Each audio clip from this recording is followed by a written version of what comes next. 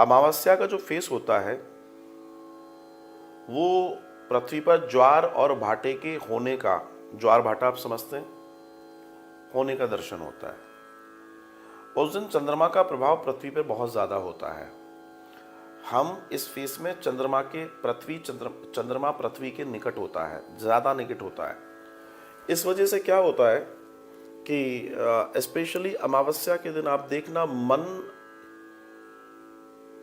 की चंचलता, कई लोगों को भय होना, कई लोगों को बेचैनी होना, कई लोगों को बहुत ठीक ठीक ना लगना, कई लोगों को बहुत ज़्यादा कॉन्फिडेंस हो जाना, कई लोगों को बहुत कम हो जाना, ये अमावस्या के दिन आपको नोटिस करना ये होता है। तो ओवरऑल अमावस्या के दिन हमें अपने आप को मैनेज और मेंटेन करना होता है। तो अमावस्या के दिन मैनेज और मेंटेन करने के लिए इस बात पर ध्यान रखना बहुत ज़रूरी है कि आप इसे साधते कैसे हैं। तो साधने का सबसे अच्छा साधन है, हालांकि कई लोग अमावस्या के दिन व्रत भी रखते हैं और व्रत रखने से भी आपके शरीर की अनुकूलता बढ़ती है।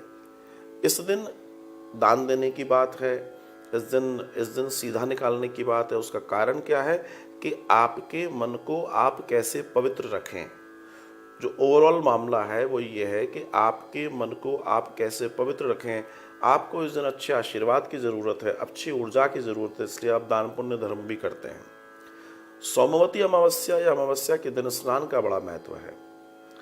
अब यहाँ स्नान की बात क्यों आ रही है, क्योंकि जल में आप उस दिन स्नान करेंगे, स्पेशली किसी नदी आदि में, तो उसका नदी देखिए, एक आपके बाथरूम में एक टब, एक बाल्टी में पानी भरा रखा है, उसका अपना ऑरा और अपनी एनर्जी है।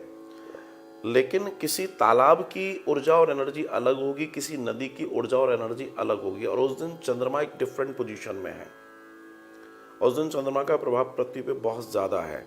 तो जब आप किसी नदी, तालाब, पोखर या ऐसी जगह पर जाकर स्नान करते हैं तो आपके अंदर ऊर्जा का संचार ज़्यादा होता है, क्योंकि हमारे पोर खुलते हैं। जब पोर्स खुलेंगे तो वो जो ऊर्जा हम ले रहे हैं तो वो हमारे को बैलेंस करता है। क्योंकि मैंने कहा ना, उस दिन पानी के ऊपर ज्वार भाटा होता है, पानी कम ज़्यादा होता है। और हमारे शरीर में भी 70% पानी है, हमारे शरीर में भी 70% पानी है, इसलिए उसको बैलेंस और मैनेज करना जरूरी है। तो इस दिन व्रत किया जा सकता है, दान पुण्य किया जा सकता है, तीर्थों में है तो स्नान कर सकते हैं, नहीं है तो गंगा जल और फिर उसमें पानी भर के अपने घर में भी स्नान करके आप इसका लाभ ले सकते हैं।